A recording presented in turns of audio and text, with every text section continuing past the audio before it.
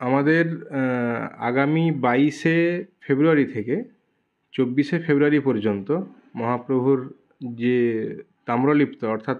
প্রাচীন তাম্রলিপ্ত এবং তথা অখণ্ড মেদিনীপুর এখানে যে মহাপ্রভু এসেছিলেন সেই স্মরণে আমরা প্রত্যেক বছর একটি নাতিদীর্ঘ পরিসরে একটা উৎসব বরাবর করে এসেছি।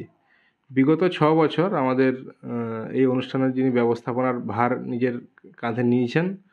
আমাদের এই মহামহোৎসবের আহ্বায়ক, সভাপতি এবং ব্যবস্থাপক আমাদের শ্রী শুভেন্দু অধিকারী মহাশয় ভক্তপ্রবর,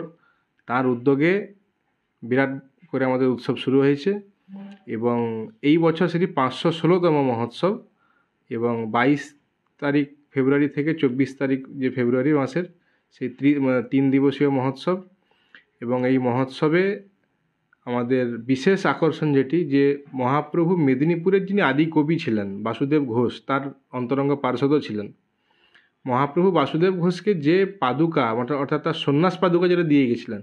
সেটি এতদিন গৌরাঙ্গ মহাপ্রভুর গর্ভগৃহে পূজা হতো, সেখানে কিছু বিশেষ বিশেষ মহারাজগণ ছাড়া কেউ দর্শন করেননি। সেটি এই বছর থেকে জনসাধারণের জন্য উন্মুক্ত করে দেওয়া হচ্ছে এবং আমরা পর্যায়ক্রমে বাসুদেব ঘোষের জপমালা, মহাপ্রভু জলপাত্র ইত্যাদি সব কিছুই আমরা জনসাধারণের উদ্দেশ্যে উন্মোচিত করে দেবো। এই বছর আমরা প্রথম পাদুকাটি উন্মোচিত করে দিচ্ছি। 22 তারিখ বিকেল পর্যন্ত আমরা যে অরিজিনাল যে মূল যে পাদুকা সেইটি আমাদের দর্শিত হবে এবং বিকেল থেকে আমাদের ওই পাদুকাকে অষ্টধাতুর যে আমাদের আবরণ তার মধ্যে রাখা হবে, তাতে ভক্তরা দর্শন করতে পারবেন। এবং ওই পাদুকা নিয়েই আগামী 23 তারিখ রবিবার সকাল 9টা থেকে আমাদের তমলুক নগর প্রাচীন নগর পরিক্রমা শোভাযাত্রা হবে এবং সেই পরিক্রমায় আমাদের প্রায় 50টিরও বেশি লোক সংস্কৃতির বিভিন্ন রাজ্যের লোক সংস্কৃতির দল থাকবে।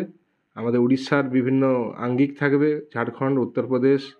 বিভিন্ন স্থানের বিভিন্ন আঙ্গিক থাকবে এবং এই শোভাযাত্রায় প্রায় 516তম যে মহাপ্রভুর আগমন তা উপলক্ষে 516টি শ্রীখোল মৃদঙ্গ থাকবে এবং এই শোভাযাত্রায় বিভিন্ন মহামণ্ডলেশ্বর, শ্রীমহন্ত, দ্বারাচার্য, জগৎগুরুগণ উপস্থিত থাকবেন এবং এই শোভাযাত্রায় বিভিন্ন রাজ্যস্তরীয় লোক সংস্কৃতি দলের পাশাপাশি আমাদের গৌড়ীয় বৈষ্ণব সম্প্রদায়ের যিনি মূল মুখ্য পুরুষ বা প্রধান আচার্য যিনি আমাদের জগৎগুরু গৌড়েশ্বর আচার্য, শ্রী শ্রী শ্যামানন্দী গাদীশ্বর, মহন্ত কৃষ্ণ কেশবানন্দ দেবগোস্বামী প্রভুপাদ, তিনিও শ্রীপাঠ গোপীবল্লভপুর থেকে এখানে উপস্থিত থাকবেন। 3 দিনই তিনি অবস্থান করবেন এখানে এবং এই মহোৎসবে নন স্টপ 3 দিনব্যাপী অন্নদান ছত্র, ভক্তদের প্রসাদের যে ব্যবস্থা এবং এই বছর মহাকুম্ভের কথা মাথায় রেখে আমরা এই বছর মহাকুম্ভের জল, এখনও তো অনেকেই আছেন যারা পুণ্যার্থী আমাদের যারা যেতে পারেননি বিভিন্ন কারণে, তাদের জন্য আমরা তাদের মাথায় যাতে জলের ছিটা দেওয়া যায় এই জন্য আমরা মহাকুম্ভ থেকে প্রায় অনেক জল সংগ্রহ করে এনেছি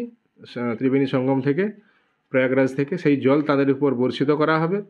এবং দিয়ে একটি দিব্য শোভাযাত্রা, দিব্য মহামহোৎসবের আয়োজন করা হয়েছে।